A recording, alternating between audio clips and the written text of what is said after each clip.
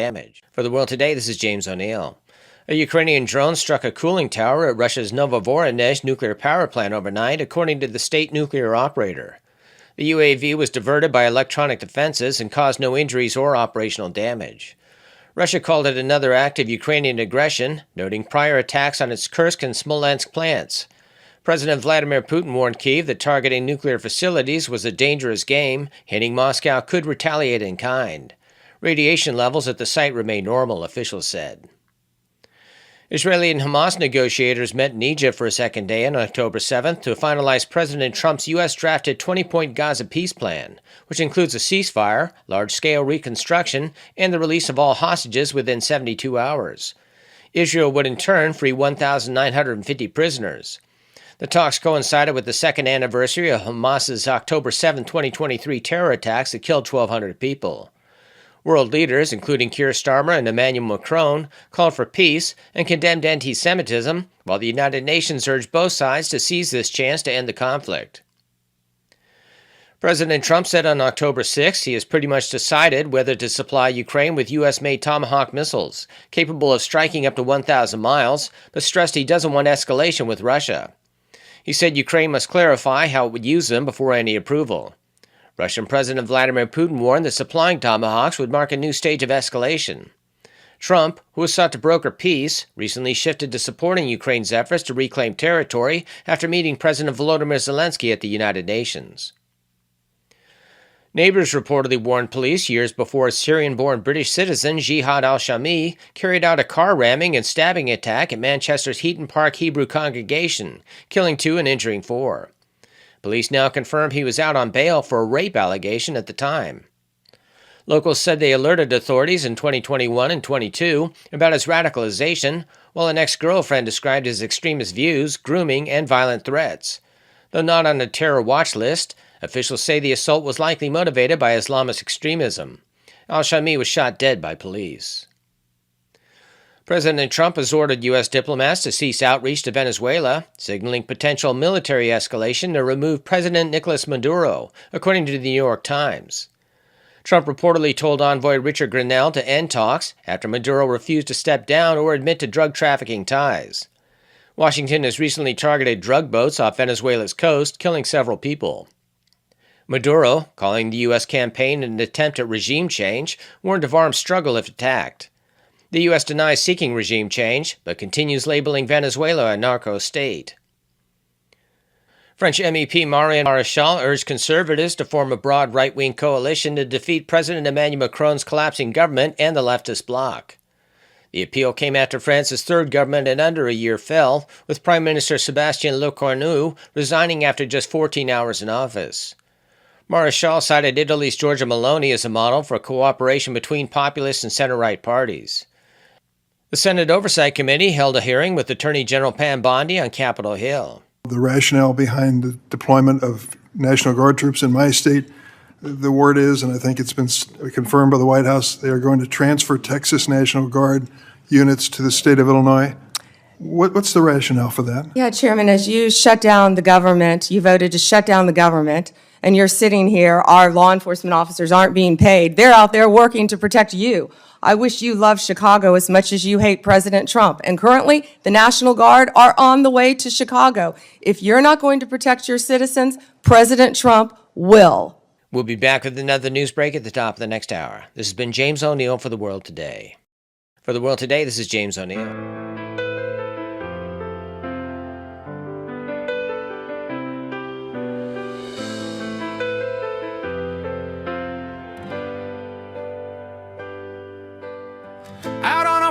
Where our crops won't grow, the standing lines where the livestock go, turbines spinning, mining drills, taking our land without our will.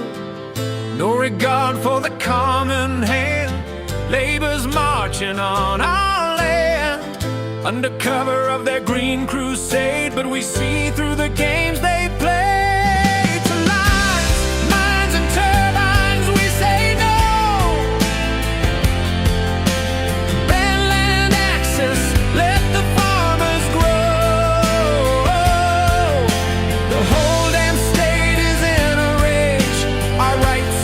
Start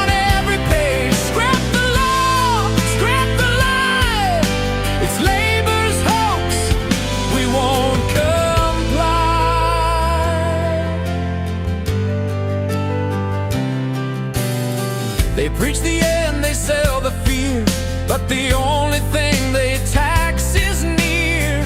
Every drop of sweat we shed feeds their pockets, lines their beds. Victorians rise, the time is now. We'll fight back, we won't bow. This isn't green, it's their power and need, and we are done watching their greed. To lines, mines and turbines we say no. Ban land access, let the farmers grow. The whole damn state is in a rage, our rights erased on every page. Scrap the law, scrap the lie, it's labor's hoax, we won't comply.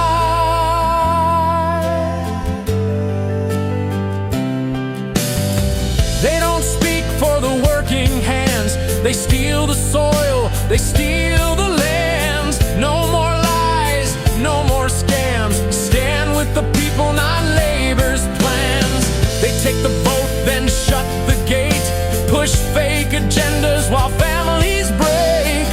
Rural towns left high and dry, while bureaucrats sit smug and lie. To lines, mines and turbines we say no. Ban land access, let the farmers grow.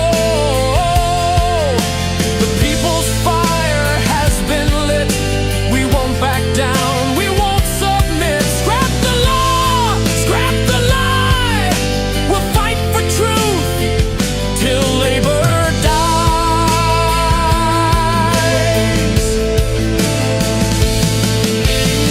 They never asked, they never cared, just sent the bills while we despaired. But from the scrub, the people roar, won't be slaves to labor no more.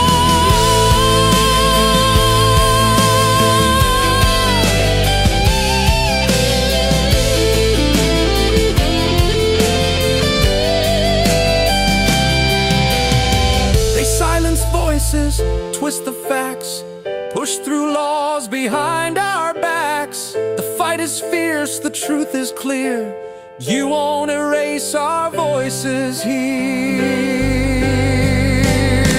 To lines, mines and turbines we say no. You can't take what you didn't sow.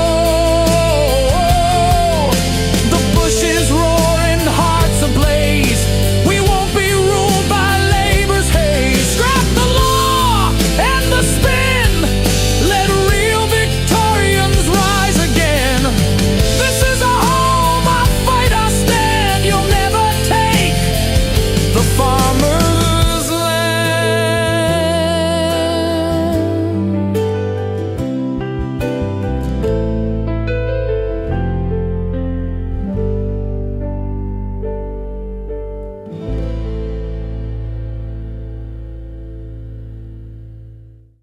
To lines, mines and turbines we say no.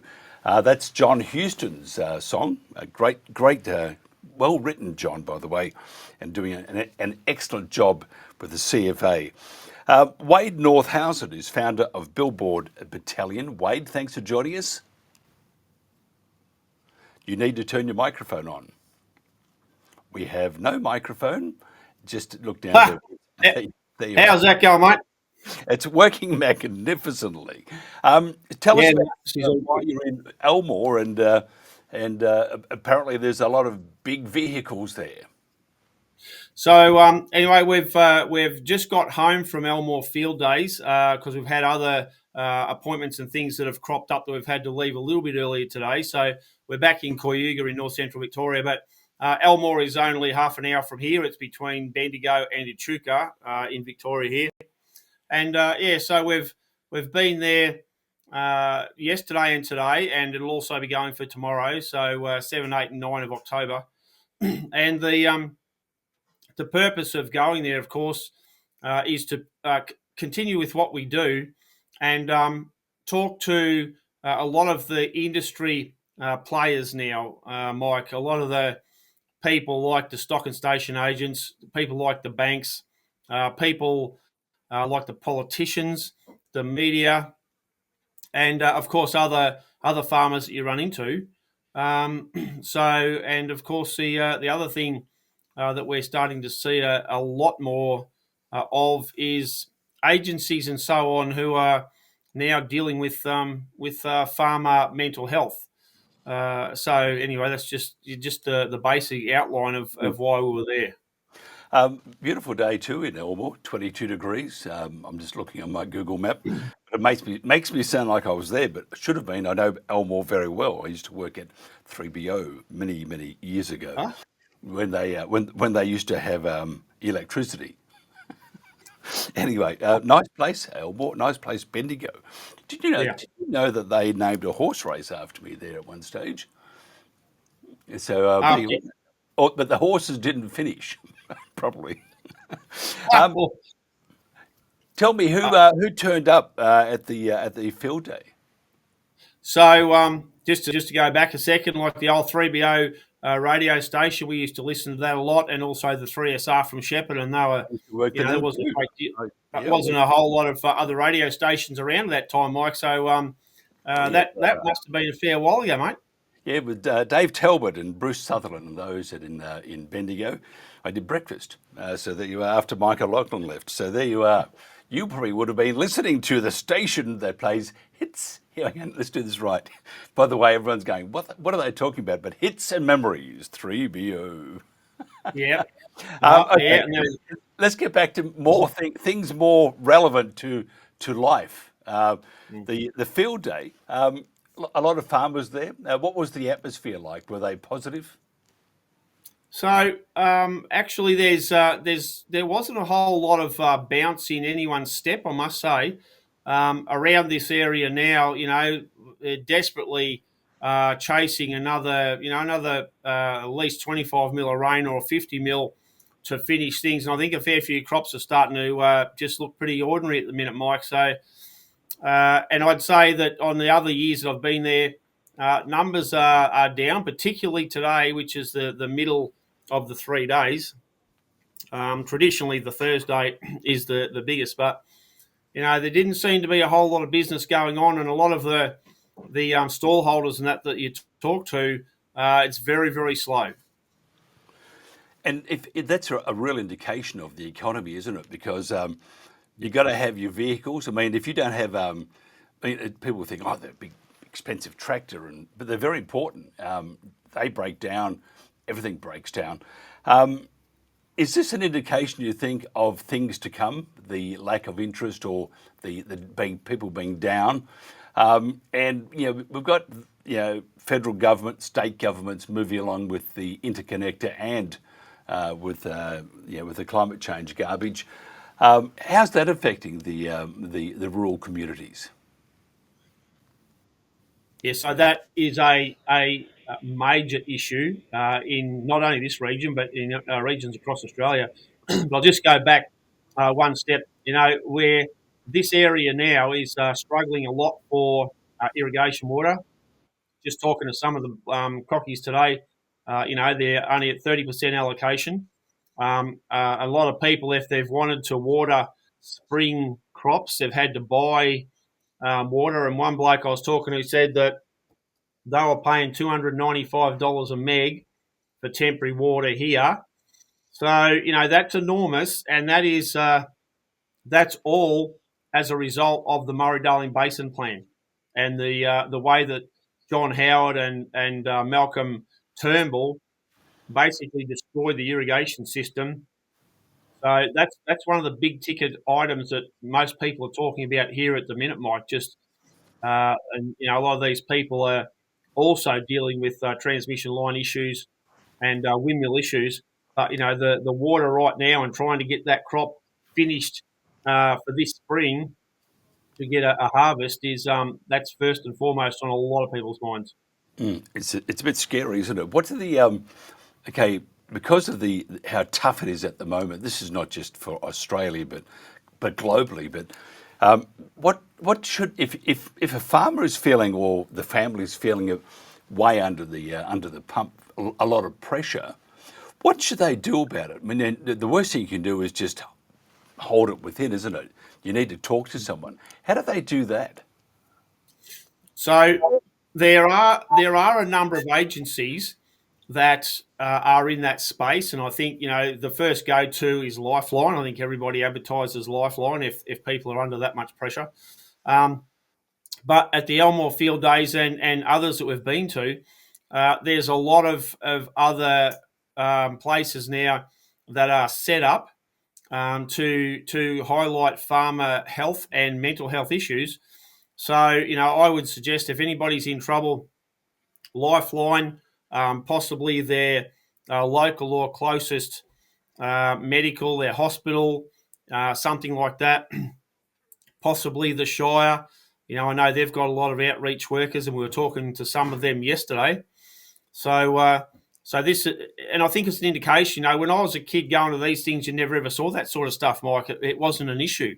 And once again, we're seeing the politicians who are responsible for this stuff for 99% of it.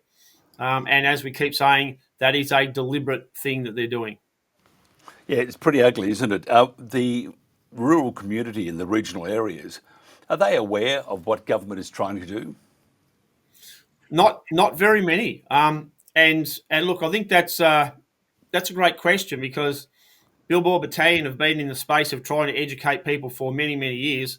And we've got most mainstream media, most politicians, and most of the so-called community leaders who are basically trying to shut down that warning, or that warning sign. However, what we've seen today and yesterday, we've been talking to a number of people, such as stock and station agents, banks, real estate agents, and health agencies, and a lot of these kind of people who are really actually now starting to take what we're saying seriously. And we've got even some of the Shire councillors and local mayors in the area from local shires.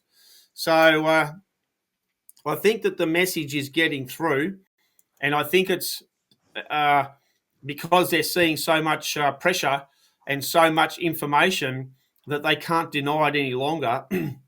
So I think that's a great outcome for all the people who have been pushing this space, who have been pushing it so hard to try and raise awareness and get people to be aware of what's happening. So I think that's a slow but very, very important acknowledgement, Mike. And hopefully we can start, Billboard Battalion can start working with some of these businesses and some of these agencies, and hopefully some of the local government stuff very, very soon on this kind of thing. So we've got some meetings organised for after Elmore Field Days as a result of us being there. And people are aware of who Billboard Battalion is and what our work is and what we're doing. So, I'm actually quite happy to see we're starting to get that respect and that recognition for the crisis that's here, and that we need to do something about it. Yeah, it's just a very scary thing, isn't it? What about the local pollies in the area? Obviously, they are aware, but are they acknowledging the severity of the whole situation? No, not at all. We're talking to Ricky Lee Tyrrell, who's a One Nation member for Victoria. She's a state politician, and I know Ricky. I've known her for a fair while. So we'll actually be interviewing her tomorrow on Billboard Battalion on our live from the Elmore Field Days. We did a live from there this afternoon as well. But the likes of the Nationals, the State National Party, State Labor, these people, they're in the business of covering up what's happening, because in many cases the local member here, Peter Walsh, the local state member for Murray Plains, he was actually the Victorian Water Minister back in the day, who was the very first state water minister to sign up to the Murray-Darling Basin Plan. So Peter Walsh is very, very much not liking talking to us. He is absolutely aware of what's going on, but he's in the business of covering that up because they were a party to creating the very problems that we have right now. And these are my, as I always say, Mike, these are my opinions. But I think we need to deal with reality. And the other state politician that was at Elmore Field Days, well, her stand is there, is Victorian Labor Premier Jacinta Allen. Her stand also is at the Elmore Field Days because she's the local member for Bendigo. And so you better believe that Jacinta Allen will absolutely be aware of what's happening because she is a major, major player in making this happen. She's a part of the World Economic Forum crew. And to my opinion, Jacinta Allen, along with Daniel Andrews and the Labor cabinet, should be all in jail forever because they do know what's happening. They are the conduit between the WEF, the UN, and the WHO, and making the legislation. And so, therefore, yes, they know, and they damn well should be in jail. You've been, I mean, actually, before I go to that question, how do you decide where to go and where have you been, say, for example, in the last 2 months? Tell us, because, I mean, I used to watch the Leyland brothers and you're putting them to shame at the moment. Well, yeah, I remember the old Leyland brothers that you're talking about, Mike, for sure. In probably the last 2 months, we've certainly done a lot in the local area. Bendigo, Ballarat, and you'd know Ballarat, which is further down south of Bendigo. But we've also been in Canberra. We've been in Melbourne. We've been in Queensland. So you know we've covered a lot of territory, and we do that because we get people contacting us saying, "Can you come to our region? Can you come to our area and present?" Because so many people want to know the information that you're talking about. And they're not getting it from the mainstream media, and they definitely are not getting it from the politicians or the 99% of them. So that's why we get around so much and do what we can, which we pretty much dedicate our life to. We basically don't have a life anymore, to tell you the honest truth. So we cover as much territory as we possibly can, and educate as many people as possible, Mike. Yeah, it's an incredible, Australia is just an incredible country. Our next guest, will be talking to him about, I mean, we're sounding very much like an activist program, by the way, not meaning to, but there is, I mean, the farmers, whether big, small or whatever, you are under attack, and our next guest is going to vindicate what I'm saying. When you travel, Wade, throughout Australia and different farms and you pop up, can you tell me the reaction, one, from the officials, and two, from the farmers? Are they on the same platform, or do you have the eyebrows joined together and they go, "Oh, not Wade," or do they look at you with glee? It's interesting, you know. There's a handful of the politicians from the smaller parties love to see us turn up because you know the stuff that we do, we're the tip of the spear in a lot of that, and it gives a lot of support to them because we're here to support the politicians who actually will fight for us. And I don't care what party that is, Mike. You know, if you had a Labor politician who was really going to bat for us, then I would support them. You know, I've had a number of different politicians on my stage before that people go, "Oh, why have you got them?"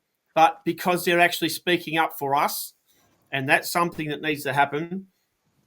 We don't have many of the bigger party politicians like to see Billboard Battalion turn up. They get very, very nasty, very narky, and they try and do whatever they can to discredit us. And it's interesting. We've got a lot of farmers who we do turn up. We're there because they've invited us. So that cohort is thrilled to bits to see us turn up. But a lot of the other ones, the much more richer and the ones who like to maintain a social standing, don't like us much because they don't want to even acknowledge that we are alive, because all of a sudden they might be branded as a conspiracy theorist or something like that, and all their influential mates would hang it on them. So they are very, very offhand and very, very narky towards us. But it's interesting to note that the ones like that in the past, many of them now are being sent broke by the government policies, and some of them have changed their attitude a lot. Yeah, the farmer's a very hard person to change. Once you change the farmer, with it, because it's just, but you get into a regime that you get up in the morning, you do your work, you make sure that you continue to do the same every day. But when they change, they're your ally for life. They are your ally anyway. And most farmers want to see the evidence, and you keep showing them the evidence. They eventually do come to light to say, what's been done to us is just a shocker. And they can see anyway, just with the output from their properties, and then the restrictions and the money grab from government and local councils. It's not it's a very hard life, a great life, but it's a very, very hard life. And it's getting harder. And if you look at the UK under Starmer, it's in deep doo-doos. If somebody wants to find out more about you, Wade, how do they do that? So you can get on to us on billboardbattalion.com. We're also on YouTube and Facebook. Rural Rebel is a smaller platform that not a lot of people know about, but we're on Rural Rebel as well. So we're also on X, Telegram, Rumble, and also on Matilda TV. So, and we also do a lot of podcasts and interviews with many other organisations and so on, and a lot of the freedom movement kind of stuff, because when politicians start to squash people, they are squashing people across the board. So we try and cater for as many different demographics as we can, Mike. I'm just wondering, as we finish this, I'm just wondering whether you're that guy that used to keep calling me on air and saying, play that song. I mean, he always wanted to hear ABBA. And was that you? I wouldn't have thought so. Thought so, but... More like AC/DC, Akka Daka. Well, it's interesting, that at the Elmore Field Days today, there's a bloke there and he's got a stand and he sells, he manufactures hay rakes and things like that. Mm-hmm. And he's got a couple of signs up there now about Donald Trump and giving it to Albanese. Mm-hmm. And he's got some other signs about Albanese and so on. And anyway, I was talking to a bloke I know there, and I just said, well, a few of the people who hate Billboard Battalion, a few of these lefty, whatever you want to call them, they're calling me now the Australia's version of Donald Trump. So, I mean, that's they're trying to give us an insult, but anyway, that rubs off our back like water. But I'll just close in saying that I'm trying to get to do an interview with Farmers for Climate Action, if you've ever heard of that group. Mm-hmm. If you haven't, you're not missing much.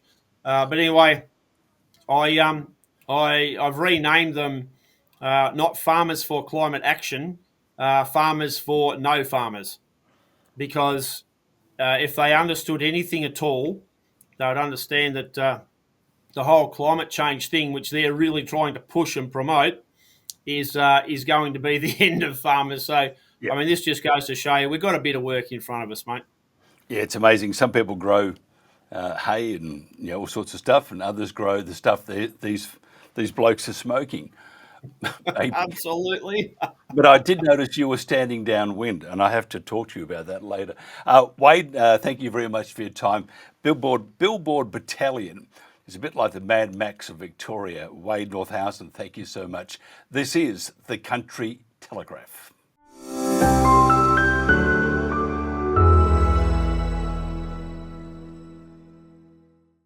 Just a few weeks ago, we played a video featuring Trevor, who's our next guest, with these fire ants and his magnificent relationship he has with authorities. And I have to tell you, and I must not be an activist.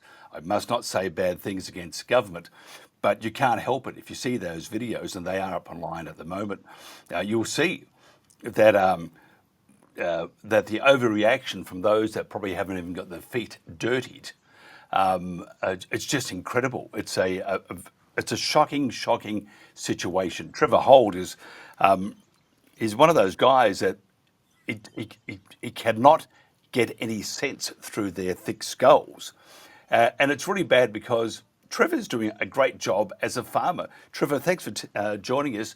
Tell us about your experience with the authorities. And I mean, the videos show they are so heavy-handed, but you're not alone, are you? Yeah, thanks for having us on your show, Mike. Yeah, on early last year in 2024, there was an estimates hearing, and there was comments about made about 1,442 properties in southeast Queensland from August, the 12 months prior to August 2023, required police intervention to force fire ant treatment on people's private property. So during that Senate inquiry, they didn't have the exact figures, up-to-date figures on them, but they suggested there's probably a couple of thousand people to date have required police, the biosecurity people have required police to force treatment onto people's properties, yeah. That itself indicates that they're doing something wrong. You will never get government to admit that, but they are, and they're doing. It's just terrible. But what they don't understand is that the farmer, people on the land, are probably the best environmentalists out there at the moment because they have to look after it. What they're wanting you to do is pile on these chemicals that not only do they do a fair job with the fire ants, it does an enormous amount of damage, doesn't it, to the surrounding terrain and insects and bugs and all that sort of stuff, which are important for that part of your farm. Yeah, it's interesting. It's interesting because fire ants have a biological effect on the environment, and these chemicals have a biological effect on the environment. But there's been no Australian studies or no studies conducted at all that can demonstrate that the fire ants have more of a biological effect or the chemicals have more of a biological effect. So we don't really know. There's no research that I can find or no research that anyone can point me towards that has made that comparison, which is quite disappointing for $1 billion company. You think they'd be all over that, you know? Tell us the amount of chemicals they want you to put on your land to get rid of these terrible fire ants. And there is, by the way, we'll go into there is a solution. But we're not going to talk about that because we're government. So tell us about the chemicals and tell us about the solution, because it's a very simple solution that kills the ants and doesn't do much damage to the rest of your land. Yeah, so it's interesting because there's several issues and it's such a complex set of circumstances that we're dealing with here in southeast Queensland, because obviously there's people that are heavily infested with fire ants in the suppression zones, they call it, and they're not getting any support at all to manage their fire ants on private property. Some government councillors are responsible for treating some council lands, but they're not assisting anyone on their private properties within the suppression zone. But then you got what's called the eradication zone, and they're forcing treatment of either S-methoprene or pyriproxyfen on private property, whether you got fire ants there or not. So, and then there's also farmers, for example, that don't really have a problem with chemicals. They're happy to rely on the government's advice and to do whatever's necessary to maintain the risk of fire ant spread and comply with all the regulations and bureaucracy that's associated with that. But then they're still locked out of trade and restrictions, i.e. the hay farmers and the New South Wales border at the moment is having a lot of problems. But and also the cost of the bureaucracy in regards to inspections and getting the biosecurity officers out there. They're charging them quite substantial money, which is creating an unequitable trading scenario where people outside of these areas don't have them implementation costs as opposed to people inside there. So there's all sorts of issues within within the biosecurity area and these fire ants. In particular, the discrepancies, I suppose, between the heavy-handed approach on individual industries like the hay farmers, the nurseries, and the turf farmers or whatever.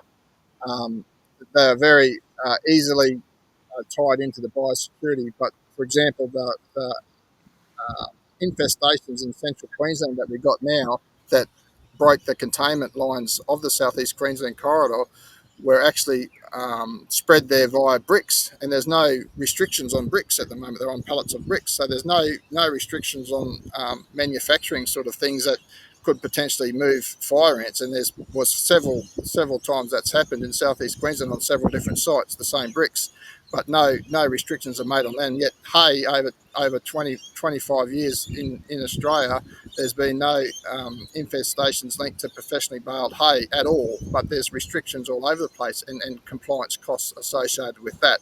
So the inconsistencies, and another example is the wharf, the Brisbane wharf has contaminated Western Australia's wharf a couple of times from fire ants leaving Brisbane in containers to Perth, and they haven't shut down or closed off the wharf. So it just seems to me that the inconsistencies of the risk, where they're not shutting down the risks that are actually evident, that you can see, everyone can see, but where there is no risk in relation to professionally baled hay, they're putting the restrictions on there, even though there's no evidence associated with that. So it's quite inconsistent like that as well. With their solution, will it? Because I have seen a video, which the same cinematographer that did your shoot, fantastic too, by the way. He was selling up. He said, "I can't do it. I can't make any money. It's destroying my property." It would seem that in many cases, if not most cases, it would seem that the solution is worse than the disease. Yeah, and it seems to be that we talked about the eradication zone having 3 treatments a year. They're talking about regardless of whether you got fire ants or not.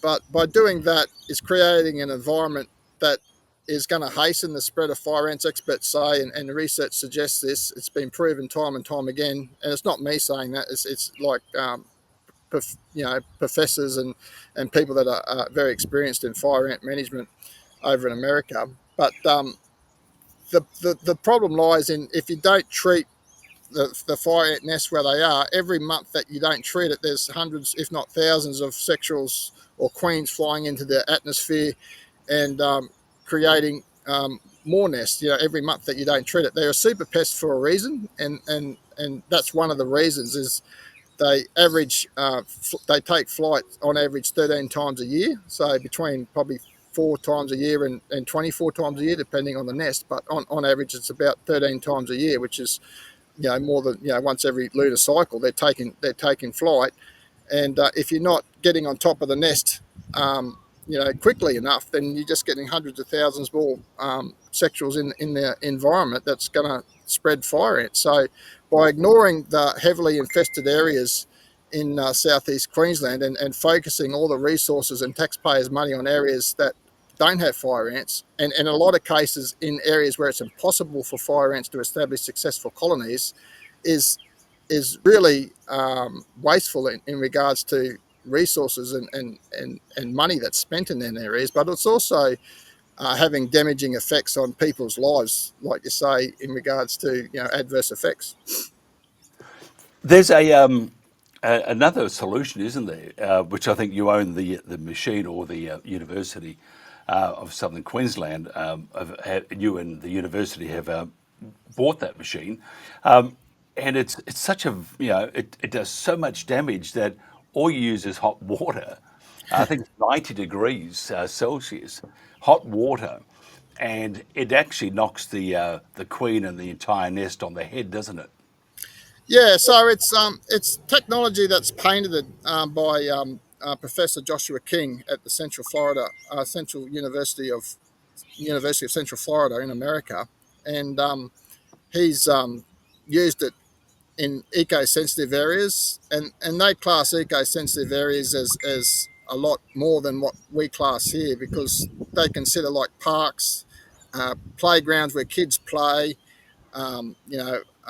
waterways, and a lot of them are sensitive areas like that as sensitive, because you don't really want your children playing where there's chemical distributions all the time. So having a method where you can eradicate fire ants in a park that doesn't require toxic chemicals is, to me, is a benefit. There's no adverse effects in doing that. I think it's just going to create better outcomes for the community in general.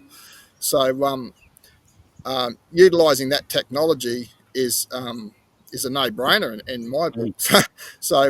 But it's amazing, I suppose, all the excuses that come up with why you wouldn't do it, like you can only treat direct nest treatment. That's all you can do. So you can find a direct nest treatment. But the alternative that they got to direct nest treatment is using PFAS chemicals. Fipronil is a big one that they use, and they direct nest treat with fipronil. So doing that on parks repeatedly over many years is just going to create adverse effects even to the human population. So I feel having an option that's not toxic chemical to direct treat nests is only going to create positive outcomes. And if you've got a good surveillance system in place where you can identify any nests early, and you get onto it early enough, then I see there's only going to be benefit in using chemical alternatives. What's the view of Southern Cross University with this contraption? I mean, I'm picturing it almost like a Dalek or something, but at this time, though, the Dalek is going to be eliminate the fire ants. But can you use this whatever it's called, this machine? Can you actually use it on larger properties? And secondly, the fire ants, when they move to another property, because I'm not sure about this, is it one or two nest, or is it a plague of nest? Tell me about it. Yeah, so it's interesting, and this is one of the biggest problems, I suppose, that you get in these heavily infested areas. On the front of the invasion, there's lots of fire ant nests, and they're everywhere. They're literally pretty close to each other as well. So to direct nest treat them with the PFAS chemical or fipronil chemical is irresponsible at best. But using the hot water system, we're able to treat all them nests, and if we come back and there's some more nests to pop up, we can retreat them within any time. So there's no real adverse effect. There's no real adverse effect with doing that. So it's just you just got to keep on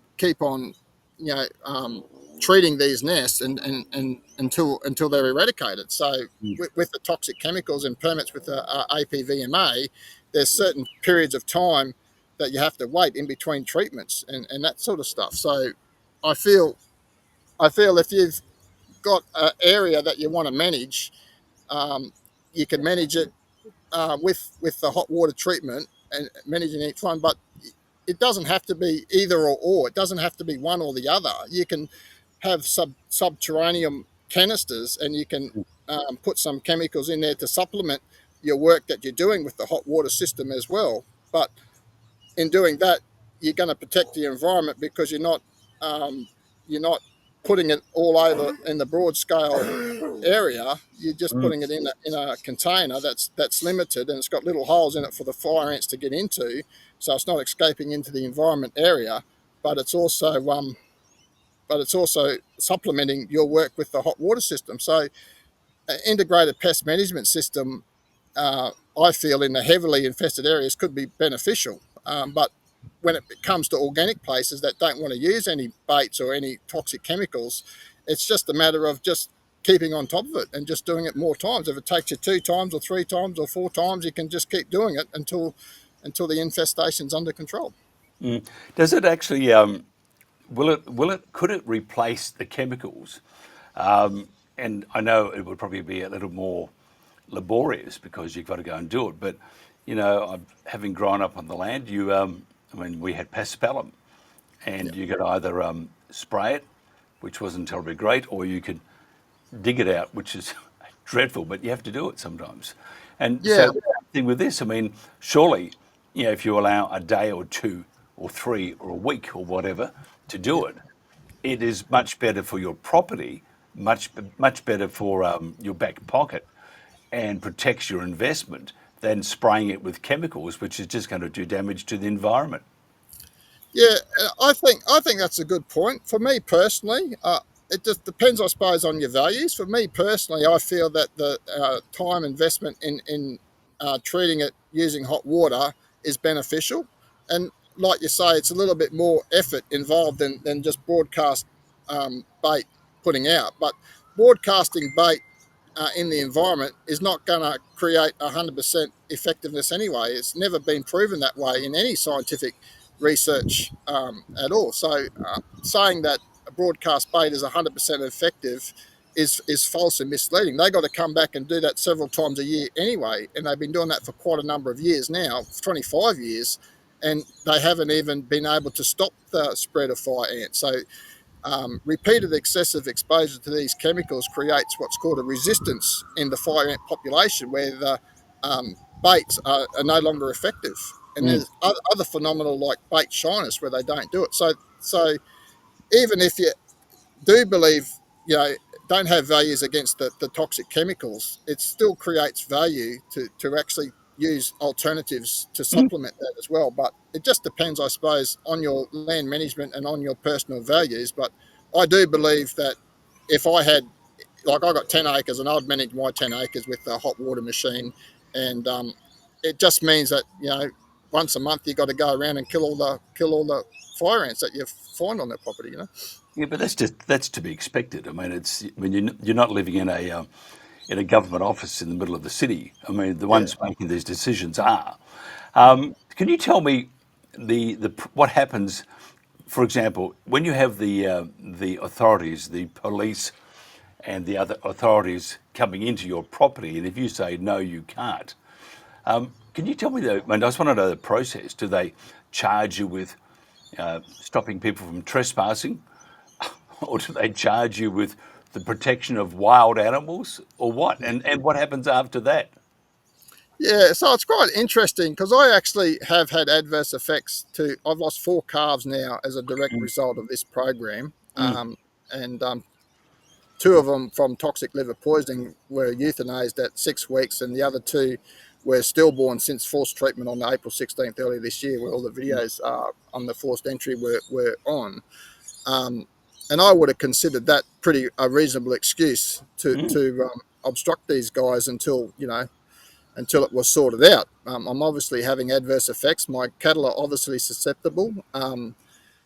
It's to me, I relate it. If you force feed everyone in Australia peanut paste, it's unlikely to cause harm, but there's going to be a certain percentage of the population that are going to experience adverse effects and reactions from that peanut paste. And if left untreated, then some people will die. So I feel it's the same with these chemicals. And obviously my cattle are susceptible. My land is actually small acreage land. I've got a lot of cattle. I've got a lot of livestock on that small acreage. So the percentage of urea and the manure and the soil makeup of that property is quite unique in that regard. So scientific research says in them sort of soil conditions, the chemicals are going to last longer in the soil, and the fact that all my drainage is set up to go to the dam, any baits that set up around the properties are going to end up in my cows' drinking water. So all these risks are cumulative on my property, and they're creating adverse effects on my cattle.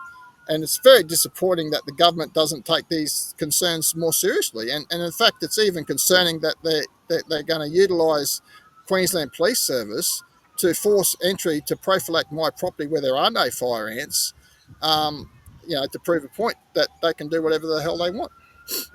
Well, they can. And I hear that they're gathering forces behind you with all those sirens. But Sorry, I'm just out in the park today. You've got a bunker, I hope you can hide. Or just bring out that hot water machine. What should government do? I mean, okay, you've been through the grindstone. What should government do? And don't hold back. Truly, it's So to me, I want to urge the government, if they are listening, to stop with the heavy-handed, draconian approach, top-down approach that they've got now, and to move towards a more grassroots,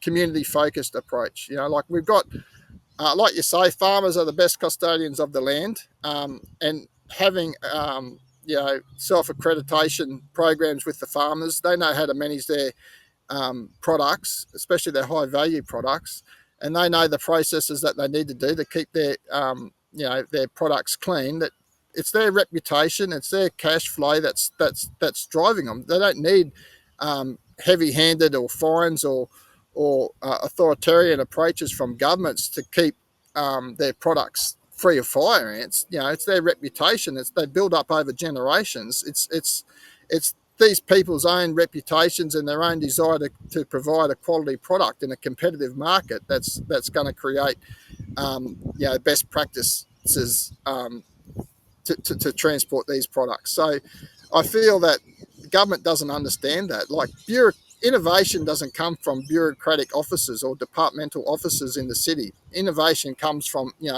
working in the land. So I honestly feel that working with the community in grassroots solutions is going to create better results than this heavy-handed approach. And having a focus on actually treating the fire ant nests is going to create, instead of chasing around every last single, we got to eradicate all the ants regardless, and having this reckless approach, working with individual people, because everyone's different. I'm different. I think different to you. I'm not the same as you. I think the way I think, and I want to manage my property a certain way because I've got different experiences, or I've got different incentives, or I've got different requirements that I have to think of that are different to yours. Like I've got my small susceptible cattle that are showing adverse effects to these chemicals. So I want to manage my property that's a little bit different to someone who doesn't have any adverse effects to the chemicals, or doesn't care or whatever. But we're all individuals, and we should be treated like individuals, I feel, and government should be working with us rather than against us. Will government, do you think, do not an about turn? Will they meet halfway, or are they just pig-headed? Because when we rolled your video, and I know we got someone from government was watching, and you probably know the person. I won't mention that person's name. And this person works for the government and said some pretty bad things about what you were doing. People can see if they want to go to our program, they'll actually see that video there, and they will see the comments from that person. It would seem that government doesn't want to budge. They're right and you're wrong. Would that be the case? Yeah, I feel that's the problem. I suppose is not following the data. I suppose in regards to. I really do think that they have their blinkers on, and they've got their approach, and they've worked it out in their bureaucratic office. This is what we're going to do. And when they hit resistance, for example, with me or with the thousands of people that have similar thoughts about the toxins as I do, they just want to try and get down heavier and knuckle down harder, and get a bigger hammer out and whack these people.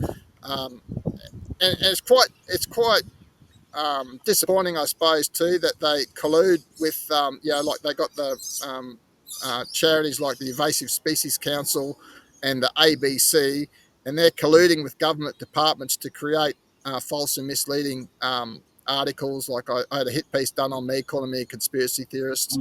Saw that. Here I am. I got a commercial arrangement with the biggest university that studies fire ants the most in the world, and I'm working with Southern Cross University and professors there, and I don't see how that's can't be further from a conspiracy theorist. It just can't get further away from that. But because they try to label you, and they try to I suppose justify their behaviour of me by trying to turn me into someone that's not a human, trying to dehumanize me, and I think it's very disappointing that government departments, because they can't really do that on their own, so they get little helps from these other people like Invasive Species Council or the ABC, and they get these other things in to try and discredit you that way, to try and silence you or whatever. So, but it's interesting because I feel a bully can only bully if you don't speak out. So by speaking up and making all these things out there and being vulnerable, I suppose, which is what I'm doing, and talking about these issues, it just puts it all out in the open, so people can judge for themselves. Yeah, I think government is I think we need smaller government. We actually need a lot of common sense, and unfortunately, common sense and government when it comes to things that are happening on the land at the moment, whether it's Australia or the UK or New Zealand, other places. At the moment, government and common sense, they will never ever meet head on because government has little common sense at the moment. In fact, some say they do have another agenda.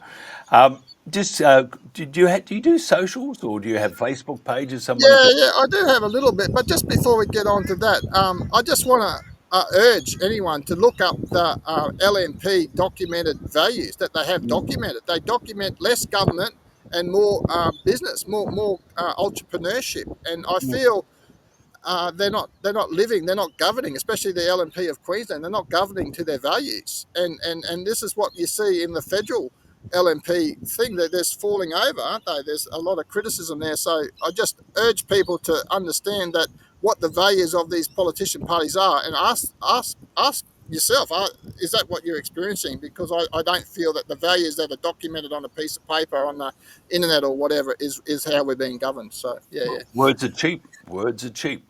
Words are cheap. Yeah. Tell So, us so about your my main socials, I've just got a website, Australian Advocacy Group, and it's just aagpilot.com. That's where I just have a lot of the stuff on the fire ant campaign and what I'm working towards. So and obviously we've got some Facebook groups and that there, but mainly if people want to be informed, they can subscribe to that website, and I can, when I do a post, I'll get an email or whatever of the information. So I'm talking to you. I feel like I've just met Merv Hughes.